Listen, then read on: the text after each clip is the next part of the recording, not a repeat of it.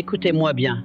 Il y a une vérité que peu de gens acceptent, mais que tous les grands hommes et femmes qui ont marqué l'histoire ont fini par comprendre. Dieu ne vous donne jamais le succès immédiatement. Il vous teste d'abord. Il ne teste pas vos compétences techniques. Il ne teste pas la qualité de votre diplôme. Il teste votre cœur, votre foi et surtout votre patience. Pourquoi? Parce que le succès n'est pas un cadeau que l'on reçoit. C'est une couronne que l'on mérite. Et pour mériter cette couronne, il faut traverser le désert. Regardez Moïse, 40 ans dans le désert avant d'entrer dans la terre promise. Regardez Abraham, des décennies à attendre la promesse d'un fils, tout en marchant dans l'inconnu. Regardez Nelson Mandela, 27 ans de prison. Et il en est sorti avec un cœur plus grand que ses blessures. Napoleon Hill disait « Patience, persistance et transpiration constituent une combinaison imbattable pour réussir ». Mais il ajoutait aussi que la patience n'est pas de l'attente passive, c'est un travail silencieux, une foi active. Et c'est là que beaucoup échouent, parce qu'ils croient que le retard est un refus.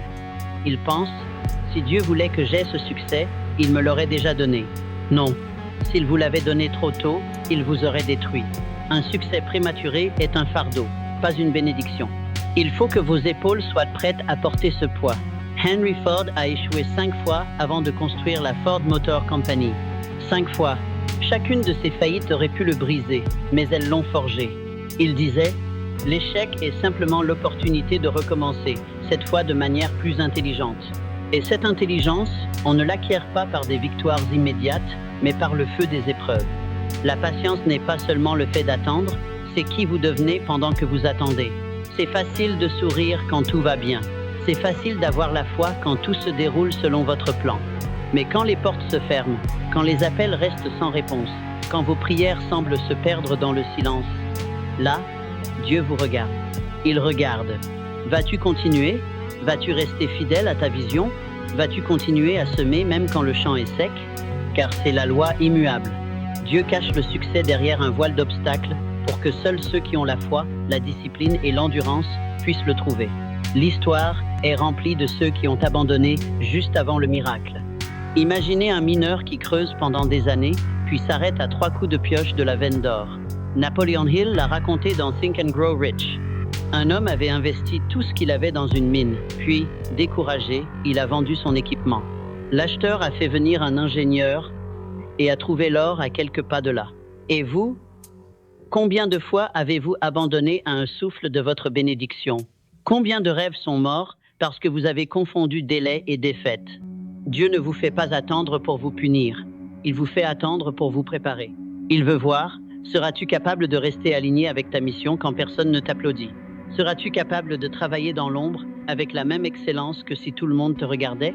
Pensez à Thomas Edison. Plus de 10 essais ratés avant d'inventer l'ampoule. On lui a demandé « Comment pouvez-vous supporter autant d'échecs ?» Il a répondu « Je n'ai pas échoué 10 fois, j'ai simplement trouvé 10 façons qui ne fonctionnent pas. » Voilà l'esprit de quelqu'un qui comprend que le temps d'attente n'est pas du temps perdu, mais du temps investi.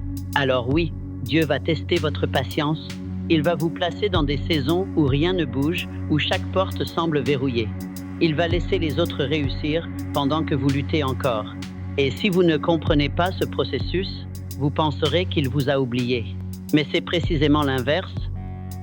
C'est parce qu'il vous destine à plus qu'il vous forge plus longtemps. Napoleon Hill écrivait « Tout ce que l'esprit de l'homme peut concevoir et croire, il peut l'accomplir. » Mais il omettait rarement de rappeler « Cela demande du temps, de la foi et une persistance à toute épreuve. » Et si vous regardez bien, chaque grande réussite est précédée d'un long silence. Le silence de Michel-Ange sculptant le David pendant 3 ans. Le silence de Steve Jobs travaillant dans un garage. Le silence d'Oprah Winfrey refusé par plusieurs chaînes avant de devenir un symbole mondial. Ces silences sont des tests. Et si vous les supportez, si vous les traversez avec patience et travail, alors un jour, ce qui était invisible éclatera au grand jour. Et à ce moment-là, tout le monde dira « Il a eu de la chance ». Mais vous saurez que ce n'était pas de la chance. C'était le fruit de votre patience sanctifiée. Et voici ce que vous devez comprendre. La patience n'existe pas sans conviction. On ne supporte pas des années d'attente si on n'a pas, au plus profond de soi, la certitude que ce qu'on poursuit vaut chaque seconde du chemin. C'est pourquoi Dieu, avant de vous élever, plante d'abord en vous une vision si forte qu'elle devient comme un feu qui brûle dans vos os, un appel que vous ne pouvez pas éteindre, même si vous le vouliez. Les hommes et les femmes qui changent le monde ne sont pas motivés par un simple désir, ils sont possédés par une conviction. Martin Luther King Jr. ne s'est pas levé un matin pour dire « J'aimerais bien marcher à Washington aujourd'hui ». Non, il avait une vision claire. J'ai fait un rêve. Et ce rêve était si ancré dans son âme qu'aucune menace, aucun échec, aucune nuit en prison ne pouvait le lui arracher. Napoléon Hill l'a dit, un objectif est un rêve avec une date limite. Et je vais vous dire quelque chose qu'on oublie trop souvent. Cette date n'est pas fixée par vous, elle est fixée par Dieu. Vous ne pouvez pas forcer une moisson avant sa saison. Vous pouvez labourer le champ, semer, arroser, mais c'est le Créateur qui décide quand la pluie tombe et quand les fruits mûrissent. Alors que fait un visionnaire dans l'attente? Il prépare, il affine ses compétences, il purifie ses intentions. Parce que le test de patience, ce n'est pas juste « peux-tu attendre ?» c'est « peux-tu attendre en grandissant ?» Walt Disney a été renvoyé d'un journal parce qu'on disait qu'il manquait d'imagination. Il aurait pu s'éteindre là, se dire que les critiques avaient raison. Mais il avait cette vision d'un lieu magique où les familles viendraient rêver ensemble. Et il a travaillé encore et encore jusqu'à créer Disneyland. Vous savez ce qu'il a dit? Si vous pouvez le rêver, vous pouvez le faire. Mais il a omis de préciser. Vous devrez aussi attendre et persévérer, parfois plus longtemps que vous ne l'imaginiez. La vision est votre ancre dans la tempête. Quand le vent souffle, quand les vagues frappent, c'est elle qui vous empêche de dériver. Et cette vision doit être claire. Si vous ne savez pas exactement où vous allez, l'attente vous détruira. C'est pourquoi Hill insistait, fixez-vous un objectif principal défini. Pas 10, pas 20, un seul. Un but tellement important que vous êtes prêt à sacrifier vos soirées, vos dimanches, vos conforts temporaires pour lui. Mais voilà le piège. Quand vous avez une vision claire, vous allez aussi attirer les voix qui veulent l'éteindre. On vous dira que c'est impossible. On vous dira que vous êtes fou. Et pire encore, certains essaieront de semer le doute, non pas parce qu'ils ne croient pas en votre rêve, mais parce que votre rêve leur rappelle qu'ils ont abandonné le leur. Abraham Lincoln a perdu 8 élections, a connu plusieurs faillites, a traversé une profonde dépression, et pourtant, il est devenu président des États-Unis. Pourquoi? Parce que sa vision d'une nation unie était plus forte que ses défaites personnelles. Dieu va souvent cacher votre vision aux autres, précisément pour la protéger. Il va la laisser mûrir en vous, dans le secret, comme une graine sous terre. Et c'est à vous de l'arroser chaque jour avec foi et travail. Et voici ce que font les grands. Ils agissent comme si le succès était déjà certain. Ils ne savent pas quand, ils ne savent pas comment, mais ils savent que c'est inévitable. Cette conviction crée une énergie différente dans leur marche, dans leur voix, dans leurs décisions. Henry David Thoreau a écrit « Avancez avec confiance dans la direction de vos rêves et vivez la vie que vous avez imaginée. » Ce n'est pas juste de la poésie, c'est une loi spirituelle. La conviction attire les ressources. Les bonnes personnes, les bonnes idées, les bonnes opportunités finissent toujours par se manifester autour de celui qui marche avec foi et clarté. Mais attention, la conviction ne remplace pas la discipline. Vous pouvez avoir la vision la plus puissante du monde, si vous ne l'accompagnez pas d'actions quotidiennes, elle s'éteindra. Dieu ne bénit pas seulement les rêveurs. Il bénit ceux qui transforment leurs rêves en travail acharné. La vision est la carte. La conviction est le carburant. Et la discipline est le moteur. Et si l'un manque, vous resterez sur place. C'est pourquoi, dans cette période où Dieu teste votre patience, il vous donnera aussi 1000 petites tâches qui sembleront insignifiantes, mais qui forgent votre endurance. Ne les méprisez pas. David a affronté Goliath avec confiance, parce qu'il avait déjà affronté lions et ours dans les champs quand personne ne le regardait. Vous voyez, ce que vous appelez aujourd'hui détail inutile, ou petite responsabilité et peut être l'entraînement secret qui prépare vos mains à saisir la victoire.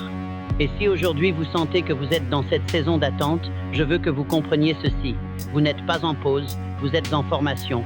Et plus votre vision est grande, plus cette formation sera longue. Mais voilà le point que la plupart refusent d'admettre. La patience sans action n'est que procrastination déguisée. Vous pouvez avoir la foi la plus ardente, la vision la plus claire. Si vos mains restent immobiles, vos rêves mourront dans votre esprit. Dieu ne vous a pas donné une vision pour que vous restiez assis à attendre un signe. Il vous l'a donné pour que vous commenciez à bâtir, même avec les pierres que vous avez aujourd'hui. Napoléon Hill l'exprimait ainsi. L'action est la mesure réelle de l'intelligence. Et il ne parlait pas d'action impulsive, mais d'action disciplinée, répétée, stratégique. Parce que le succès n'est jamais un coup de chance isolé, c'est une accumulation de petites victoires quotidiennes que personne ne voit. La discipline, c'est l'art de travailler avec la même intensité, qu'on ait envie ou pas. C'est se lever tôt même quand le lit est chaud. C'est étudier quand les autres s'amusent. C'est économiser quand les autres dépensent pour impressionner. Et c'est surtout continuer à semer même quand le champ semble stérile. Pensez à Elon Musk dormant sur le sol de son usine Tesla pendant que tout le monde prédisait l'échec. Pensez à Beethoven, devenu sourd, qui continuait à composer des chefs-d'œuvre qu'il n'entendrait jamais de ses propres oreilles. Ils ont compris que la discipline est une alliance entre votre futur et votre présent. Chaque action d'aujourd'hui est une déclaration silencieuse à Dieu. Je suis prêt. La discipline est un langage. Et Dieu, qui lit dans les cœurs, la comprend mieux que toutes vos prières verbales. Vous pouvez lui demander le succès 1000 fois, mais si vos actes crient paresse et distraction, vos paroles sont vides. En revanche, si vos journées crient persévérance, organisation, excellence, alors même sans parler, vous plaidez votre cause devant le ciel. Et voici la vérité dure mais libératrice. La discipline est inconfortable au début, mais elle devient liberté ensuite. Les gens croient que la discipline les enferme, alors qu'en réalité, elle les délivre de la médiocrité. Elle brise la tyrannie de la paresse, elle arrache les racines du regret. Car il n'y a rien de plus douloureux que de se dire, 10 ans plus tard, j'aurais pu, mais je n'ai pas fait. Celui qui vit sans discipline vit avec ce poison lent qu'est le si seulement. Napoléon Hill répétait, la seule limitation que vous avez est celle que vous imposez à votre esprit. Et je vais l'étendre. La seule barrière entre vous et votre vision, c'est la somme de vos habitudes quotidiennes. Pas vos concurrents, pas l'économie, pas votre passé. Vos habitudes. Chaque jour est une graine. Et chaque graine que vous plantez en discipline, Dieu la voit. Il voit le réveil à 5 heures du matin. Il voit les heures d'entraînement que personne n'applaudit. Il voit les sacrifices silencieux. Et un jour, il fera en sorte que cette récolte devienne visible aux yeux de tous. Mais il y a un piège. Le test n'est pas seulement « peux-tu agir chaque jour ?» Il est aussi « peux-tu agir chaque jour sans voir de résultats immédiats ?» Parce que c'est là que beaucoup se brisent. Ils veulent planter aujourd'hui et récolter demain. Mais dans le royaume de Dieu et dans le monde des affaires, les moissons appartiennent à ceux qui savent persister longtemps après que la nouveauté a disparu. Regardez un athlète olympique, 4 ans d'entraînement pour quelques minutes sur la piste. 4 ans de sueur, de douleur, d'isolement, pour un moment qui passera en un éclair. Et pourtant, ils recommencent. Pourquoi ? Parce qu'ils savent que la discipline n'est pas une punition, c'est un investissement. L'homme discipliné n'a pas besoin de motivation constante, parce qu'il a construit un système. Et le système, c'est ce qui vous porte quand vos émotions faiblissent. Vos sentiments sont instables, mais vos habitudes peuvent être immuables. Si vous regardez les plus grands, ils n'attendent pas l'inspiration pour agir. Ils agissent, et l'inspiration vient en chemin. Edison ne se disait pas « je vais attendre que la muse frappe à ma porte ». Non. Il entrait dans son laboratoire chaque jour et par sa discipline, il invitait la créativité à se manifester. Voilà pourquoi Dieu aime la discipline. Elle est la preuve tangible de votre foi. Vous dites « Seigneur, je crois en ma mission ». Il répond « Montre-le-moi par tes actes ». Et c'est là que tout se joue. Vos actes doivent précéder vos résultats. C'est ainsi que vous démontrez que vous êtes prêt pour ce que vous demandez. Car si vous ne pouvez pas être fidèle dans les petites choses, comment serez-vous fidèle dans les grandes ? Si vous ne pouvez pas gérer une petite somme, comment gérerez-vous une fortune ? Si vous ne pouvez pas diriger une petite équipe, comment dirigerez-vous une organisation entière ? Dieu, dans sa sagesse, ne vous donne pas directement le sommet, il vous donne des escaliers, et chaque marche est une épreuve de discipline. Chaque marche teste votre endurance. Chaque marche prouve que vous êtes digne de monter à la suivante. Et un jour, sans que vous sachiez exactement quand, vous regarderez autour de vous et vous réaliserez « Je suis arrivé bien plus haut que je ne l'imaginais ». Non pas en courant, mais en avançant, un pas discipliné à la fois. Il y a quelque chose que beaucoup ignorent. Dieu ne donne pas plus à celui qui n'est pas reconnaissant pour ce qu'il a déjà. La gratitude n'est pas une simple politesse spirituelle, c'est une posture qui attire davantage. Si vous méprisez vos petites victoires, pourquoi Dieu vous en confierait de grandes ? Napoleon Hill insistait souvent sur ce point. Un esprit positif attire le succès de la même manière qu'un esprit négatif attire l'échec. Et rien n'alimente plus cet esprit positif que la gratitude. Pas seulement pour les bénédictions spectaculaires, mais aussi pour les moments simples. La santé, les personnes qui croient en vous, les opportunités minuscules qui deviennent des portes immenses. La gratitude est puissante parce qu'elle vous garde dans un état d'abondance, même quand vos poches sont vides. Elle vous apprend à voir la richesse dans l'expérience, pas seulement dans le compte bancaire. Elle transforme la frustration en patience et la patience en paix. Regardez Oprah Winfrey. Elle a grandi dans la pauvreté, dans un environnement qui aurait pu la condamner à l'amertume. Mais elle a appris à dire merci pour chaque petite avancée, pour chaque personne qui lui tendait la main. Et cette attitude a fait d'elle un aimant à opportunité. La gratitude ne nie pas la difficulté. Elle refuse juste de laisser la difficulté définir votre humeur. C'est un choix de dire « oui, je veux plus, mais je suis reconnaissant pour ce que j'ai déjà ». Et quand vous vivez ainsi, quelque chose de profond se passe. Vous devenez adaptable, parce que la gratitude vous libère de l'illusion du contrôle. Vous acceptez que tout ne se passe pas selon votre plan, et au lieu de résister, vous apprenez à ajuster vos voiles. Les plus grands leaders et entrepreneurs sont ceux qui savent pivoter sans perdre leur cap. Quand une porte se ferme, ils ne s'asseyent pas pour se plaindre. Ils cherchent une fenêtre ou construisent leur propre porte. C'est ce que disait Andrew Carnegie. Le succès est de passer d'un échec à un autre sans perdre son enthousiasme. L'adaptabilité est une forme de foi active. C'est dire à Dieu, je ne comprends pas pourquoi le chemin change, mais je sais que tu as toujours un itinéraire vers ma destination.